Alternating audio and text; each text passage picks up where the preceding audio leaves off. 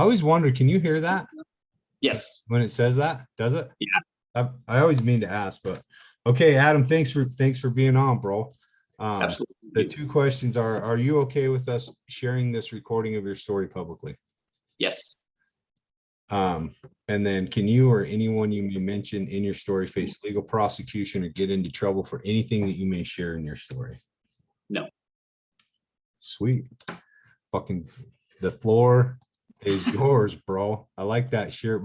My wife looks really good in her Bless Savage shirt. Like I they're got a couple. Yeah, these are definitely. Yeah, this is a comfortable shirt too. yeah, their cuts are the shit. Yeah, for sure. Okay, it's all you. Awesome. Hey guys, my name is Adam. I'm an addict and alcoholic. Again, greatly appreciate this opportunity to be on the podcast today. So this is a really great opportunity. So I'm just going to share with you guys again what it was like, what happened, what it's like today, and just kind of share with you kind of the journey of recovery. So my sobriety date is December 22nd, 2006. So I got sober at 23 years old.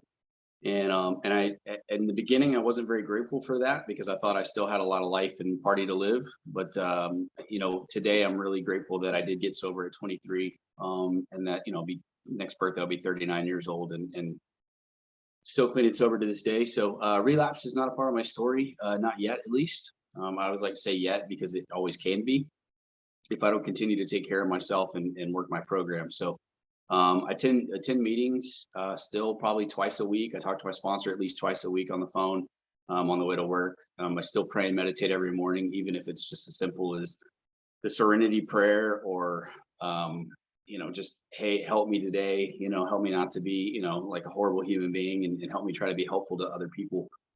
And then I still meet with sponsees and, get to do step work with them. And I'm really grateful for that because that is a huge part of my program. But again, I'm 38 years old. I lived all over the country. I moved from Montgomery, Alabama when I was 4, and then to Atlanta for a couple of years, and then to Arkansas for a year, Washington State and Oregon, and then back to Arkansas for a couple of years, back to Florida, or not back to Florida, to Florida. And then I moved to Birmingham for 1 year, went to high school here for my senior year, went to college off at Auburn, and then and that's kind of like, so I've lived all over the place, but right now I currently have moved back to Birmingham, Alabama. So this has been a wild journey for sure. I can tell you that I was trying to think about like what I was going to share. I tell my story and I'm grateful that I get to do that. And I always try to like add new things into it, not like new, like just, hey, let's make some stuff up, but I try to add new elements into it. So if anybody's ever seen me, that they can hear something maybe a little different. But ever since I was a kid, I always kind of had this different feeling of insecurity, lack of confidence. I was super sensitive. I would get my feelings hurt really easily, and I just know that when I look back on it, I was an addict and alcoholic long before I ever took my first drink or drug. Like I can see addict alcoholic tendencies long before I ever did that. So sorry, my camera's moving a little bit. My cat's kind of getting a little squirrely. But I started using when I was 12 years old because I had a lot of things go on in my life. My parents, we lived in Arkansas at the time.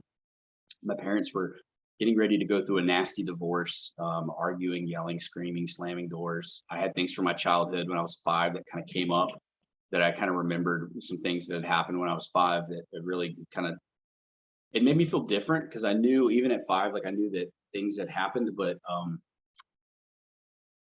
I knew that other kids didn't probably go through some of those things. And so I was always one of those. And I thought about this earlier today, is that one of my biggest problems in life was that I always thought I was different, and not different in like I'm different from you and whatever, but like I always thought I was the exception to the rule, which is not that different for folks in recovery. I mean, I think a lot of us feel like we're the exceptions to the rule.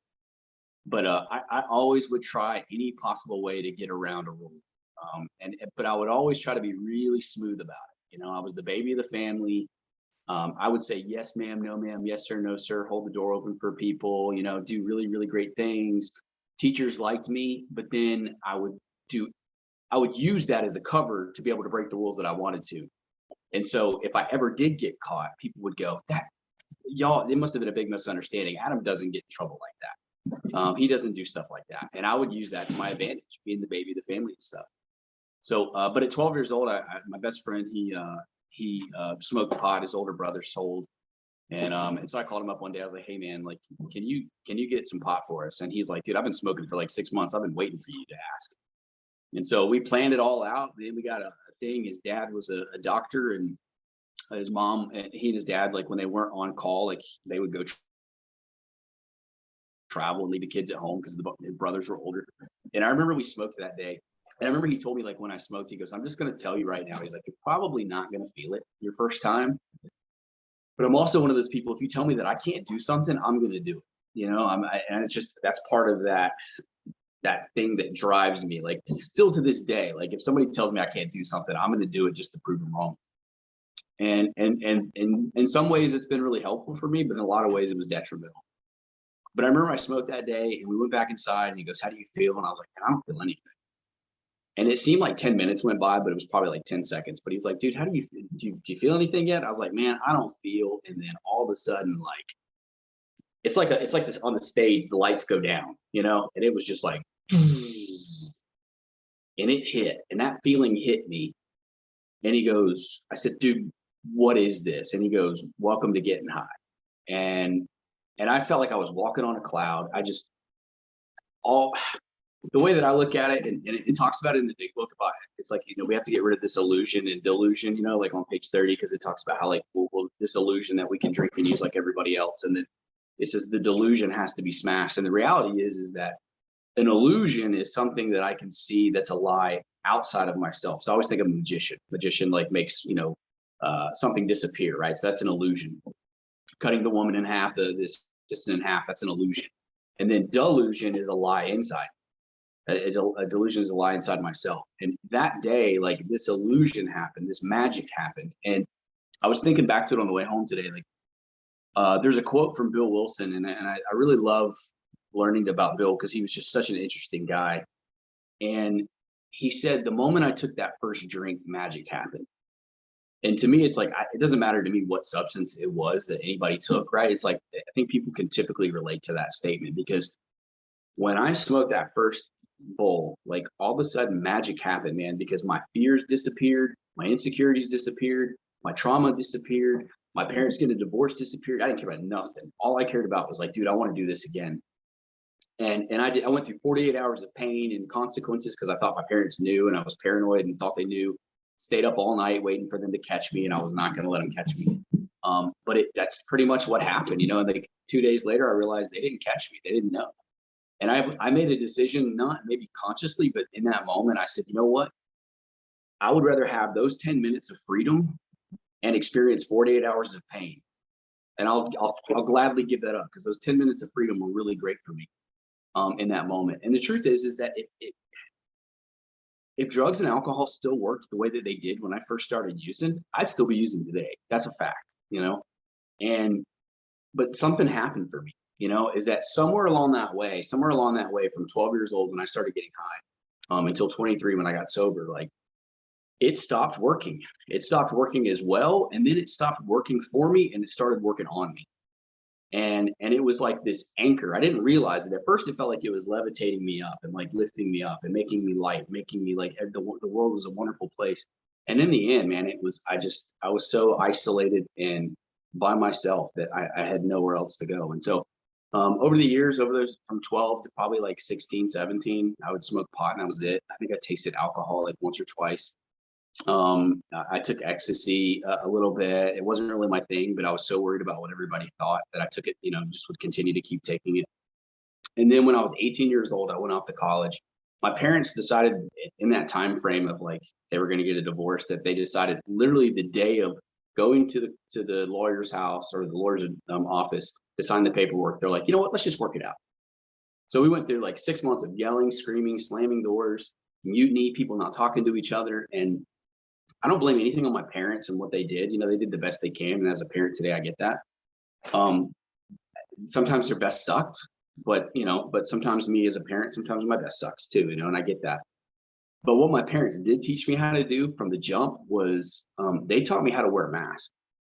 Because, you know, those 6 days out of the week, like we would be it would be like arguing, yelling, screaming, slamming doors, mutiny, whatever. And then on Sunday mornings, we'd all get up, we'd get dressed, and we'd hold hands and we'd walk into church and look like we were the Cleavers, in this all-American wholesome family. And so they taught me how to like put a mask on. And so I learned that and I used that for a long time. So when I was 18, the 2 days after I graduated high school, I was done. I was done with my family. I was like, I'm out of here. See you guys later. My mom and dad were back together, but my mom had an affair and the guy, and like, it just was a big ordeal and mess. And so it was kind of hard to deal with that. And I just wanted to get away and kind of be on my own. So growing up in like the house I grew up in this super religious household. And again, that's not a bad thing.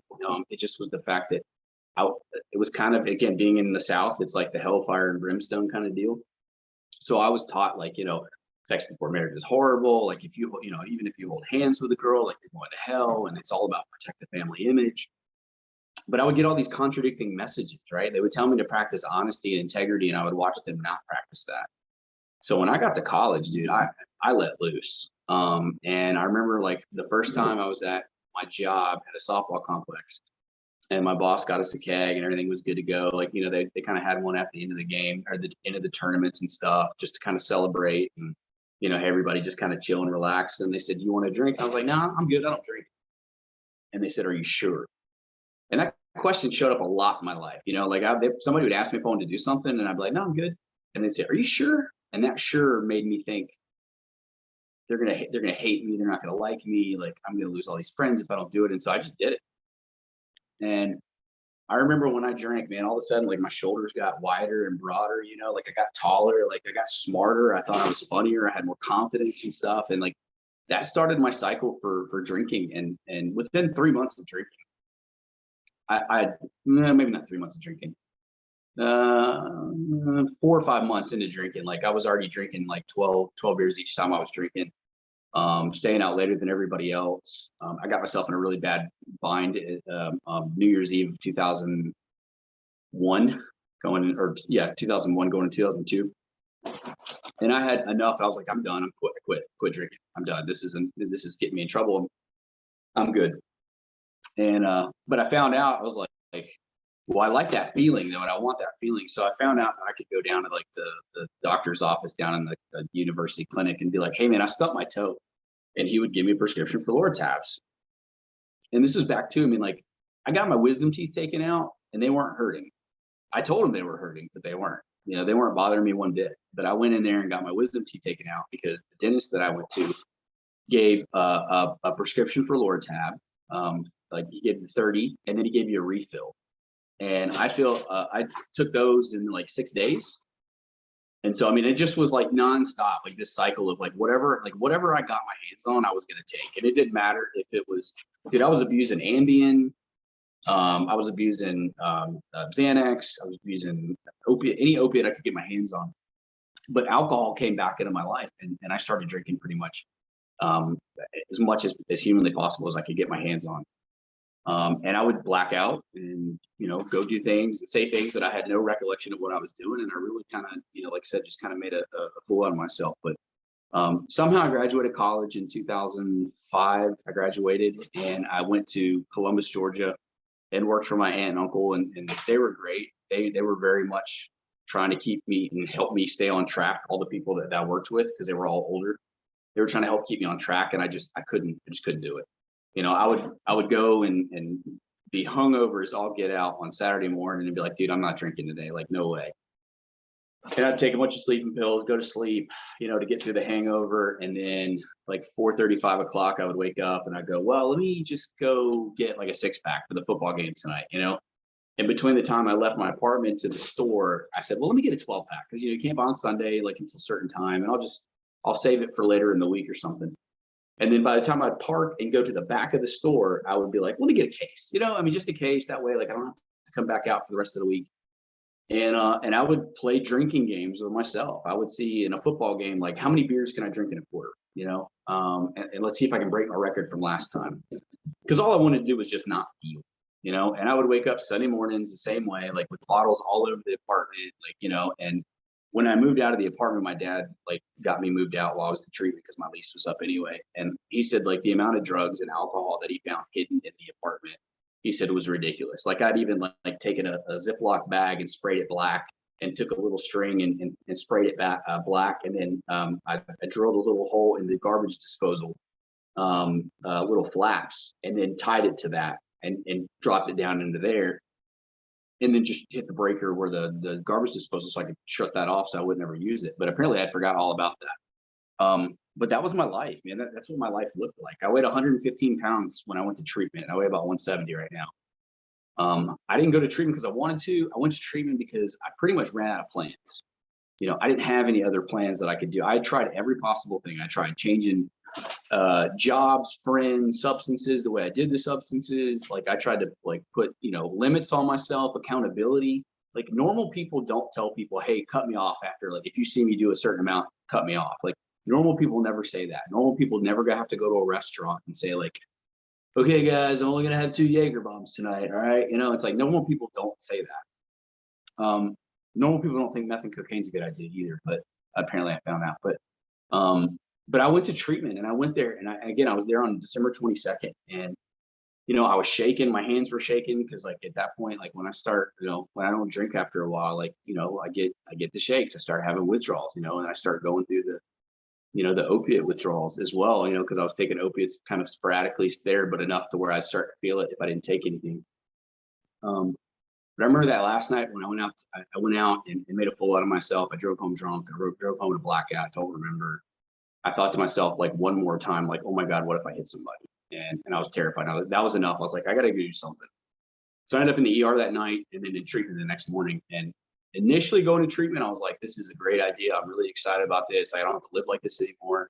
And then like literally a second later, I was like, this is the worst decision I've ever made in my entire life. Like, this is horrible, dude, let's turn around. And my dad's like, listen to me, turn around, you're going to wake up.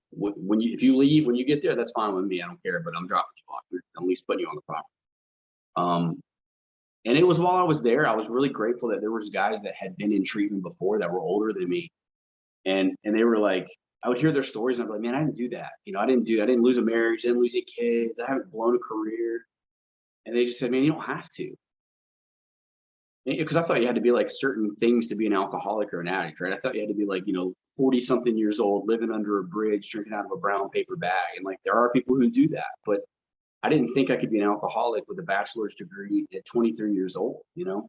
But yet I have an apartment that doesn't have power at times, right? I have a car that like ends up being my home and where I sleep because I run out of gas because drugs and alcohol are more important than gas. And somebody's always going to be really nice. Somebody's always going to be really nice and give you gas anyway. But I got into the rooms and I started listening to what people were saying. And part of me was like, maybe this could work, maybe this can't. And I committed to my sponsor at the time that I was going to get, I would do this work for 6 months. And if I didn't like the results, that I wasn't going to do it anymore. And during that time, I was living with a best friend and his parents, and they kicked me out after about 6 weeks. And it wasn't because I got high. It wasn't because I relapsed. I was going to my meetings, calling my sponsor, doing my step work, but I didn't follow the rules. Like, again, even the littlest, simplest rule they would give me, like I would try to find my way around it, you know? And I was thinking about it. It's like normal people go to the store and they buy a box of Sara Lee cake mix, you know what I mean? And like they look at the back of the box and they do what it says, you know, 2 eggs, you know, a half a cup of flour, you know, mix it together, 350 on the oven for an hour. And when I get the box of Sara Lee, I like look at the back and I go, well, I don't have 2 eggs, I got 1. And I don't really want like a half a thing of flour. I kind of want a full thing of flour because I want my cake to really rise. And then I'll tell you what I'm gonna do. I'm gonna throw my cake in the oven at 450 so I can have it in 40 minutes instead of 60 minutes. And then my cake comes out and it looks horrible and it tastes horrible. It looks like Sloth from the Goonies, or Chunk for the Sloth, or yeah, it was Sloth from the Goonies. And I'm like sitting there going like, dude, Sara Lee doesn't know how to make a dadgum cake. Like, what's wrong with Sara Lee? Like, how did she get a deal? You know what I mean? Because the thing was like, I never followed the instructions. I never followed directions, you know, and people were trying to help me so long ago. Like when I could think about it, like so many suggestions I would get, people would try to help me and I just never would listen because I didn't think it applied to me. And finally, man, I was like, you know what? All right, I'm going to start taking these suggestions and start listening to people and see what happens, you know? And again, if I don't like it, I'll go out and do whatever I got to do. And all of a sudden, like slowly but surely, life started getting better. Like my relationships started getting better with people. Like this concept of this spirituality for me was so important because again, religion had kind of left a bad taste in my mouth from when I was a kid. So when I came in and they were like, hey man, like you can choose any higher power that you want, go for it. And I was like, I don't even think you can do that. And my sponsor was like, who said that? Your mom? And I was like, I don't know, maybe. And he goes, well, he's like, you can come up with whatever conception you want. He's like, if you look at a cloud outside on a day that has big puffy clouds that look like shapes and stuff, and I ask you what it looks like, and you say it looks like a boat. And then I pull Willie aside. I say, hey, Willie, what does that look like? The same cloud. He never heard your answer. And he said, oh, it looks like a dragon. What's the difference? It's a cloud at the end of the day. The only difference was it's like your perception of what you saw. He's like, so what your perception of your higher power is, man, that's your business. He's like, he goes, you don't have to explain it because you don't have to defend it. It's just yours. And I say this a lot in recovery is that like at almost 15 years sober, like I have less of an understanding of my higher power than the day I got here. And I think to me, that's a beautiful thing because what that tells me is that I've finally gotten to the place where I stopped trying to understand my higher power and I just allow myself to experience my higher power. Because it doesn't matter how long I've been sober, how many books I read, how many meetings I go to, how many, holy water, 7 Hail Marys, like I'm never going to understand my higher power. Never. But if I get out of my way, I can experience it, and I get to experience it in things like, being with people that I love, going and seeing like, my son play soccer, going and watching the sunset, going down to the beach and having a great time and just enjoying the experience. And during that time frame, like I was able to, I started like working the steps and I started making amends to people, and most of the amends that I made during that time period, like went really, really well.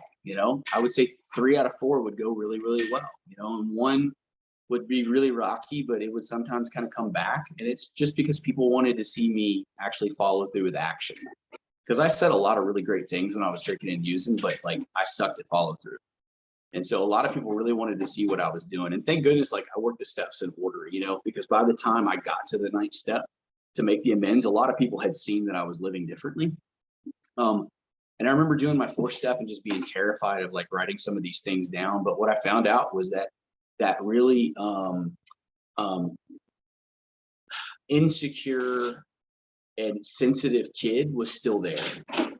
At 24, when I started doing, because I just got sober at the end of 23, going into 24, I was a 24-year-old kid who had no idea how to regulate emotions, who had no idea how to deal with feelings, that had no idea how to deal with success or failure or rejection or whatever, because you would say something, but what I would hear you say was completely different than what you said, because in my mind, it was like, that's where my mind got so warped because of that, and I just started getting into this work, man. And like, I was like, how is these 12 steps even going to help me? And it did 100%. It absolutely did. Because I began to have this connection with my higher power, begin to have this connection with myself. I began to have connections with other people. And that's where like in that process, like I finally allowed myself to be vulnerable and meet somebody, and I met my wife in the rooms, and it was such a cool experience for me to be able to do that. For me to be able to meet this person who was on this journey with me. And we had this opportunity where like, we've been together now 14 and a half years. And she just picked up 14 years back in May, which is awesome. So she's like 6 months behind me, but we've got to do this journey together, and I can be completely honest with her. I don't hold secrets with her. I can honestly say today, 100%, like with her, like I'm completely transparent, even if it's something I don't want to talk to her about, I'm terrified to talk to her about, I still can do that because like she's my partner, and what I found in that, and the reason why I bring that up is because when I did my 4th step, especially on like my resentments and my sex inventory, like I found out like at 5 years old, I developed this idea because of this girl in class. My class pulled my pants down. And I developed this idea in the back of my head subconsciously, I guess, that all women try to embarrass me. And it was through step work that I figured out that idea existed in my head. And no wonder like I was horrible in relationships for the next 18 years of my life, because I always thought the person I was in a relationship was going to hurt me and harm me. And so I better do it first. And once I saw that idea through the step work and through my fourth and fifth step, I was able to like let that go. I didn't ask my higher power, please remove this defective character of selfishness or dishonesty. Like I asked my higher power, please help me remove this idea. And this amazing thing happened because I began to change as a human being. And I got to sponsor men. And I've been able to sponsor men. And some of the guys that, one of my sponsees that he's got 12 years now, and he just got, this week, he sent it to me. He got a pardon, like a full pardon, and his record is expunged. And he had, I couldn't tell you how many felonies, but it was a lot. But he was like, man, he goes, this is the evidence of like doing this work, and he's got a wonderful career today.